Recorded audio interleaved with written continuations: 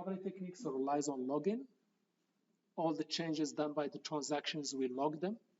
And this logging helps us to achieve two of the ACID properties.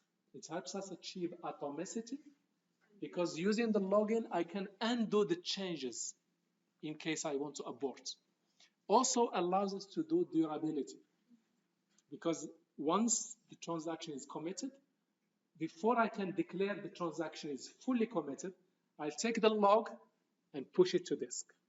Then no problem. Even if the data files are not pushed to disk yet, it is fine. We can replay them from the log if we need to. That is the idea. So let me try to illustrate this. So here is my buffer pool, and here is my data page. This is my. Let's start from here. This page is happily living on disk, and suddenly somebody wants to change it. So when somebody wants to change it, we go to the page, we load the whole page in the buffer pool as we seen before, yes? And then a transaction comes along and start changing the buffer pool. And then it says, okay, I'm done with the changes. Please go ahead and commit. So when we go ahead and commit, database will not take the dirty page and push it to the data file. Why it doesn't do so? For performance reasons. It does what is known as deferred update. When it will push this data file to the disk, when it needs to evict some pages to make room for other pages to load from disk. But at the same time, with this model, what will happen if the power is off or the server crash or some sudden problem happens? We cannot honor the durability property that we have promised. So this is where the log comes in. So no problem. The log, what the log helps us to do, it will say, oh, by the way, A was changed. The old value was 1, and the new value is 2. When I say commit, I'll take this log entry and push it to disk in another file called the log file. Okay.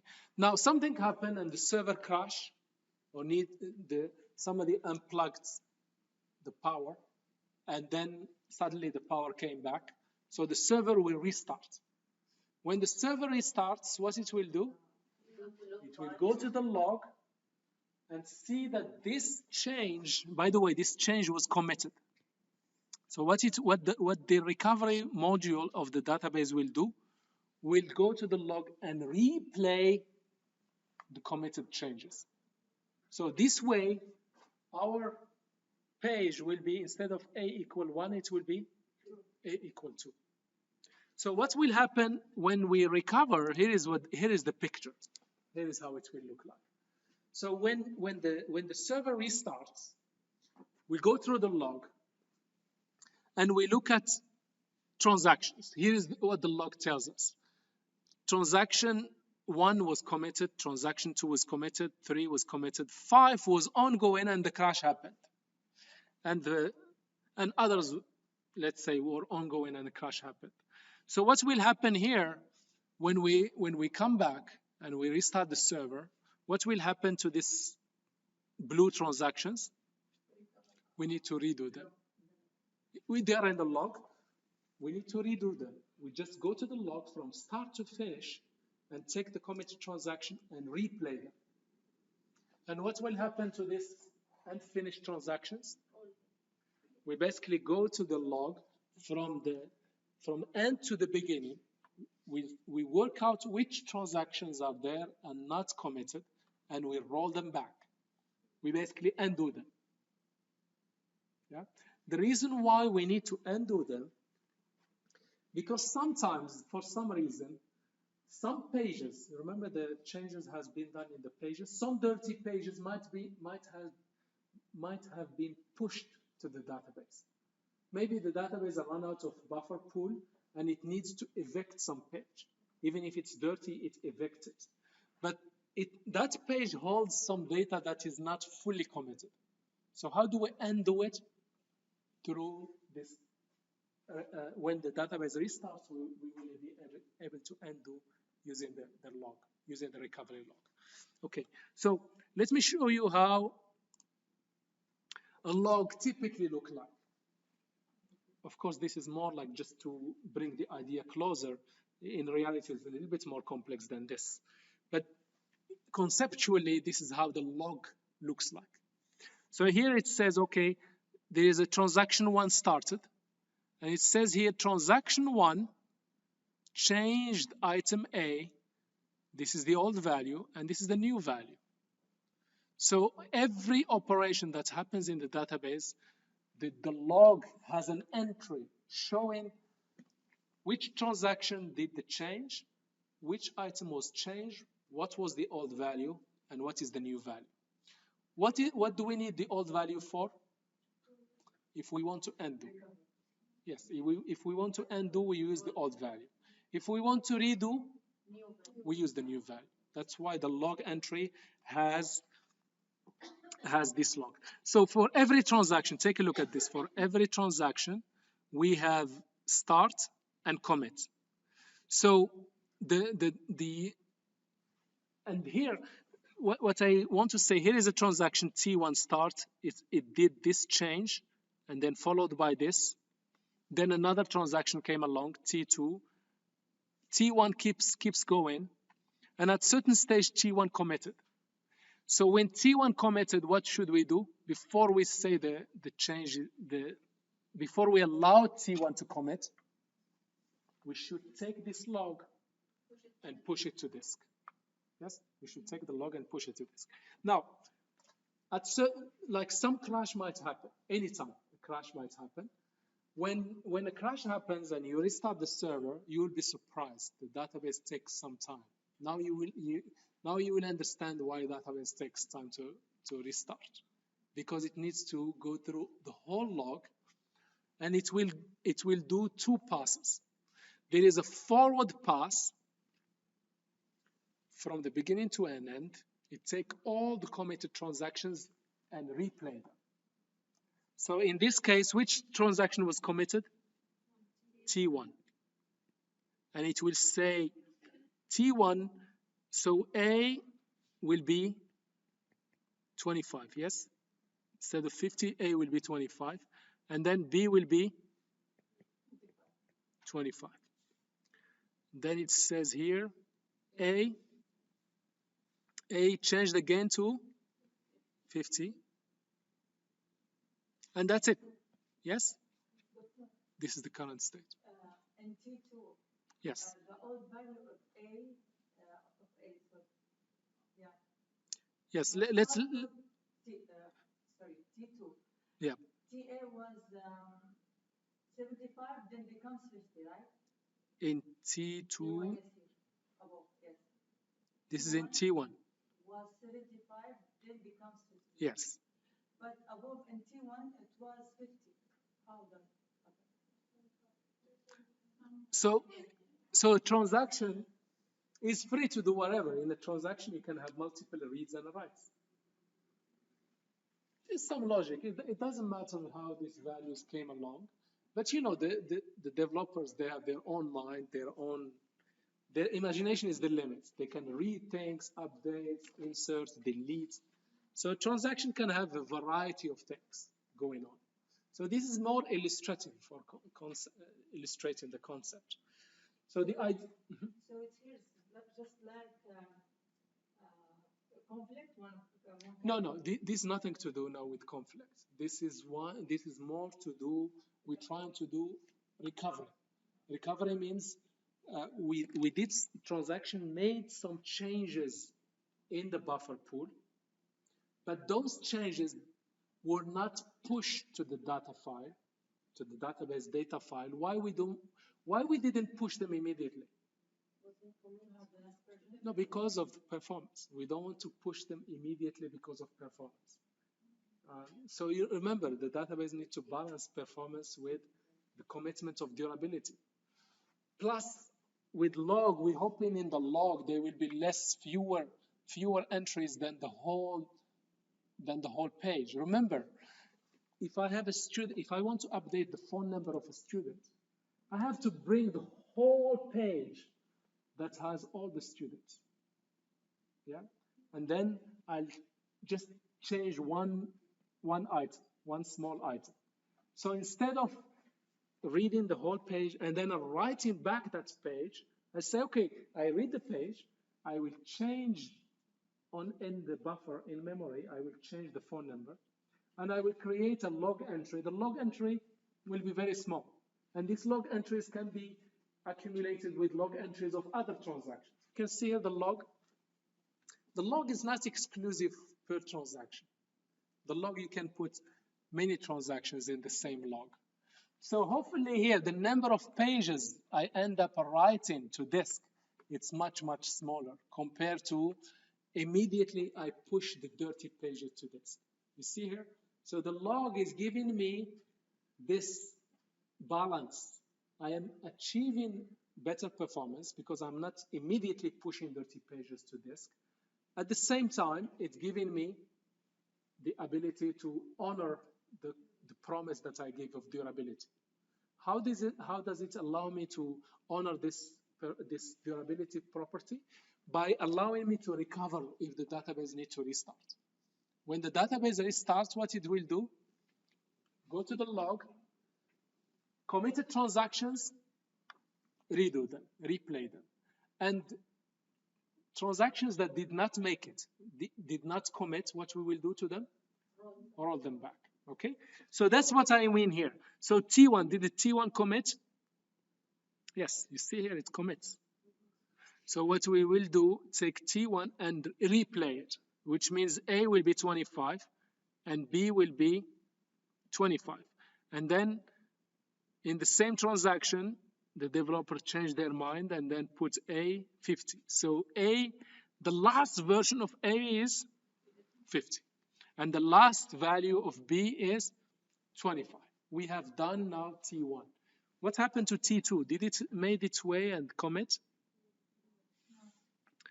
So T2 started but never committed. T3 started but never committed. What we will do? We will roll them back, but we will roll them back backward from bottom up. So let's start with T2. So T2 will says here D is what? Are you sure? You know this one is old value, this is the new value. For undo we use the old value. So D will become 45, okay? And then is there any T2 here? I mean here, this is undo in T2, undo T2. So undo T2, D is 45. Is there any transaction done by T2? Here it is, C. C is, what is the value of C? 35. Any value here? That's it, yes? So this is what I mean by undo. So what the system will do, it will go to the data file and put D back to 45 and put C back to 35, and then it will write an entry in the log saying abort T2. So next time we know this transaction was aborted. What about T3? We need to undo it. So undo T3. How we will undo T3? From bottom up again. So E is 55, which is the old value. Then that's it, yes? So we undo. We go to the data file and write E is 55, yes? 55, and we add one more entry in the log, abort T3. Is clear? Okay. There's one more problem here. One more problem is that this log, if we allow this log to grow, what will happen to our recovery? It will take too long. If we take this, because the database will blindly go through the log entries, committed transaction, redo them from start forward, from start to the end. And uncommitted transaction don't have a commit entry in the log, what we will do to them? Undo them from backward, from bottom up. Yeah, and then in the redo we use the new values. In the undo we use the old value. Okay. Now, if this transaction log is long and big, the recovery will take very long. If we keep this for 1 day or 1 week or 1 year, the recovery will be so long, because the recovery manager will basically replay the log, redo and undo. Now, one way to avoid this is to use this checkpointing mechanism. Okay, what checkpointing mechanism does? What the database will do periodically, the database will do a checkpointing process. What this checkpointing does, it suspends all transactions temporarily. Say, let's have a small break, stop everything, go to the log and add an entry called start checkpoint. Then what it goes to all dirty pages on the buffer pool and pushes them to disk. Also, once it does this, it will write an end checkpoint. So, what is the added value of doing this checkpointing process? On the recovery, we don't need to go all the way from the start of the checkpoint. Sorry, from the start of the log file. Where can we start? From the start of the last checkpoint. So this way, when we do our forward recovery, we just look for the last start checkpoint that has an end point. It must have an end point. Otherwise, what if we don't find an end point? What does that mean? A crash happened in the middle of the checkpoint.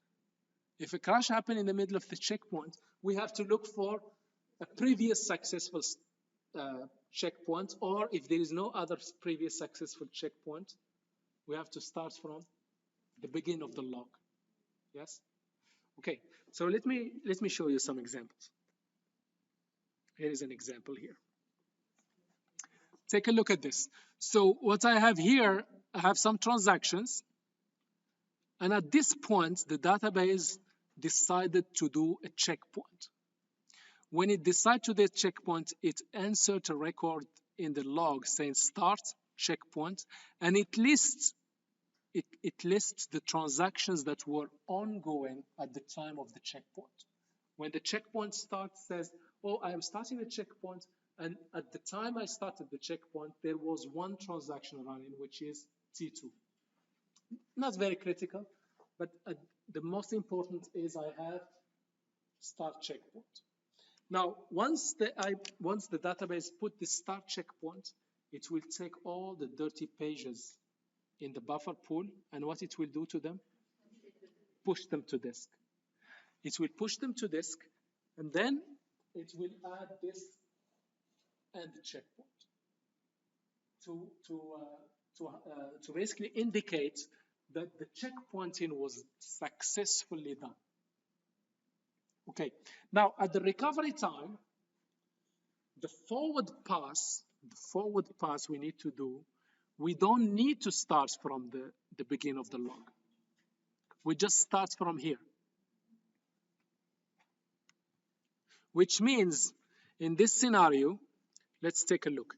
Was T2 committed? Yeah, here, it was committed. In the log says it was committed. Was T3 committed? Yes. Now, we have to redo T2 and T3. Why we have to redo them? Because they were committed. But from where do we start the redoing? From the checkpoint, from here. So let's redo T2. What does redo T2 means? It means it will be equal to 15. And it also means, that's it. This is T2. Only this. That's the only thing we need to redo. We don't need to redo this because this one is already pushed to disk before. We don't need to redo it. We only redo from the start of the checkpoint to the end of the log. Okay, what about T3? Do we need to redo it? Yes, we redo T3. Redo T3. What does that mean? It means D will be the new value. 20, yes? D is 20. No other change, so that's the only thing we need to redo. Anything in terms of backward? Is there any transaction that started and never made it? There is nothing. So the recovery here, T2 and T3 already committed. Since we have a start and an end checkpoint, we can just redo T2 and T3 forward from the start of the checkpoint. We don't need to go all the way from the beginning of the file, and from the beginning of the log file. And this way, the recovery is much shorter because of this checkpointing technique. Let's take another example. Here's another example. So here, there's a checkpoint started here, and the T2 was ongoing at the time of the checkpoint. And then at this time, the database said, I'm done with the checkpoint. All the dirty pages are now pushed to disk. Okay? Now, in here, what we will do is, we have T2. Did T2 made it? Yes. So T2 made it. So we have to redo T2. Okay, did T3 made it? No, we have to undo T3. So we have to redo T2. And now when we redo T2, from where do we start? Yes, after the start of the checkpoint, which means here C will be 15. Any other thing? That's it. This is the redo. Now for the undo, we have to undo T3. So we need to start from bottom up, backward process. So in here T3, so D will be 19. Very good. D will be 19. But for undoing, we are not limited to the checkpoint. For undoing, we have to go all the way, whatever it takes us, until we find the start of the transaction. So for backward, we don't stop at the checkpoint. We keep going. But luckily here, T3 started after the checkpoint. So for undoing, we keep going back until we find the start of the transaction. That's where we stop the undoing. We don't care if we find the checkpoint. Yeah. But for forward recovery, for redoing, we can start from the start of the checkpoint. But maybe T3 will commit later. No, remember, this is the crash happened. Remember the recovery, where the recovery comes into play? The recovery comes into play when there is a crash. So there is no chance for T3 to make its way. The log is also used for undoing. Yes. So for example, let's say we don't have a crash, and someone wants to. The transaction says here T3 abort. How we will do the abort? How the system will undo what T3 did? It will go through the log. Said, oh, T3 changed D from 19 to 20. Undoing it means setting D to 19. So the log will help us to achieve atomicity when we want to undo some changes a particular transaction did.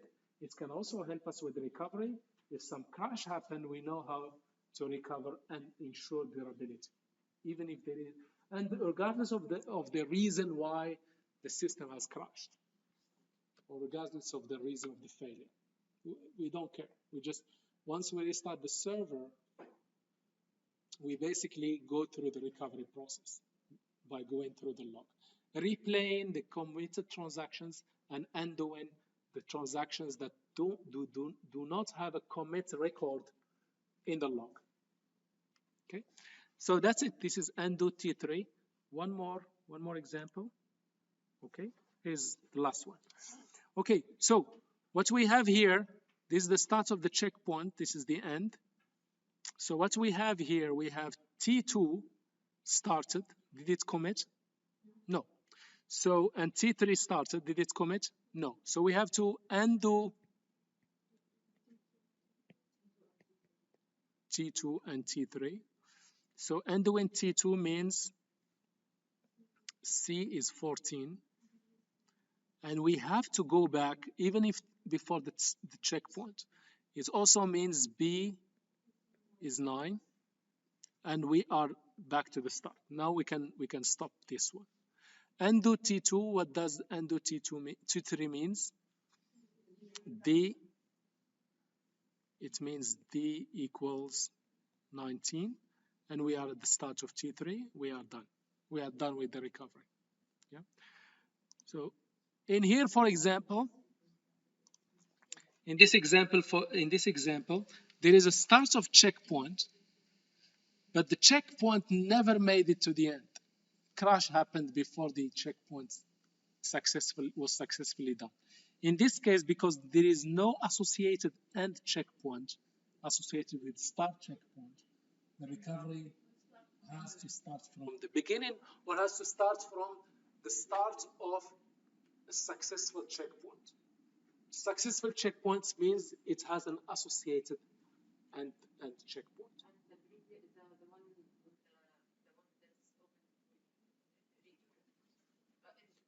No, this one, we don't need to do anything. Basically, this one is just was a mechanism to allow us to avoid going all the way to the beginning of the log. We just ignore it, or it just, in this case, it has no value, basically. We can remove it or leave it, but it's useless because it doesn't have an end checkpoint. So we ignore it. We just need the recovery process says, we can see their start checkpoint, but there's no end checkpoint, which means I have to look up further up in the log. Hopefully I can find a successful checkpoint. Otherwise, I have to go all the way to the start of the log. That is the idea. So the recovery manager. Doctor, I mean the yes. transactions after the start of the checkpoints. What will happen with them in the recovery? Okay, in the recovery, no, not because of the checkpoint. This one, as if it's never existed. So we don't consider it in the decision making of the recovery. So what will decide the fate of a transaction? If it is committed or not committed. If it is committed, we will redo it. If it is not committed means there is no commit record in the log for that particular transaction. For that particular transaction with committed, we redo them. Without commit record, we will undo them. Yeah. The checkpoint is just indicates to us from where do we start the recovery, especially the redo. Do we start from the beginning or from that particular start checkpoint? But it does not interfere in the decision whether to redo or undo. Whether to redo or undo is based on the presence or absence of a commit record in the log. So the recovery manager, most of the recovery managers in databases use this write-ahead login. I didn't explicitly say this, a write-ahead login, which is also known as well. A write-ahead login means I will never push a data file before pushing the log. And I will never say the transaction is committed before pushing the log. That's what this write-ahead login. Write the transaction log, and then we can talk about other things. You cannot tell me, okay, I am going to commit, or the commit is successful. I cannot even accept this until you push the transaction log to disk. Then you can tell me, yes, now the transaction is, now you can tell me the transaction is committed. Also, you cannot tell me, oh, I have pushed the data file to disk. You cannot push the data file to disk until you successfully push the log first. So the log must be pushed first. So this kind of way of logging, it's called a write-ahead logging. And this write-ahead logging allows us to achieve atomicity and consistency. And during recovery, we undo uncommitted transaction and we redo committed transactions. Checkpointing, we use it to recover quickly by limiting the amount of log we have to scan and process. Now, the recovery will be nice if you don't have media failure. What I mean by media failure, if you have a disk failure, the disk head crash, or the disk is corrupted or no longer works, the logs will not help you. You have to recover first from some kind of backup. So it's very important to keep a log of the data file, or sorry, the backup of the data file and a backup of the log. Usually when you restore, you have to restore the data file followed by restoring the latest log. And finally, we already discussed this. Replication is also another way to ensure high availability and failover. So those are other mechanisms beyond the logging, which is the backup and also replication. Yeah? But that's not the focus of this discussion. I just wanted to highlight this.